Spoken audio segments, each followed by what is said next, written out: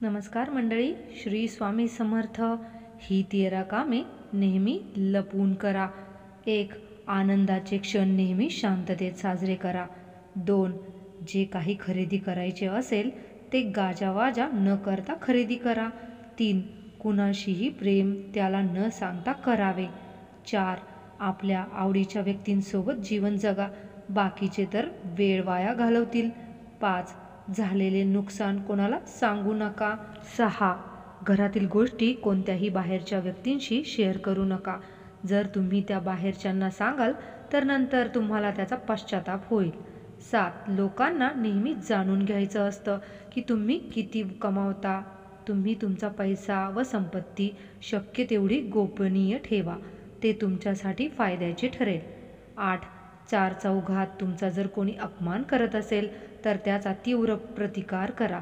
लक्षात ठेवा, तुम्ही तुमच्या अपमानाचा रडगाणं गात बसाल तर उठसूट कोणीही तुमचा अपमान करेल. 9. मनात अशा अनेक गोष्टी असतात ज्या जग जाहीर केल्याने आपल्या जीवनात संकटे येतात. बुद्धिमान व्यक्ती तेच विचार बोलून दाखवते जे त्यांच्या हिताचे असतात. 10. तुम्ही एखाद्या गुरुकडून दीक्षा घेतली तर गुरूंनी दिलेला गुरुमंत्र कुणालाही सांगू नका, त्यामुळे त्याच्या मंत्रांचा तुम्हाला अधिक लाभ मिळेल. 11.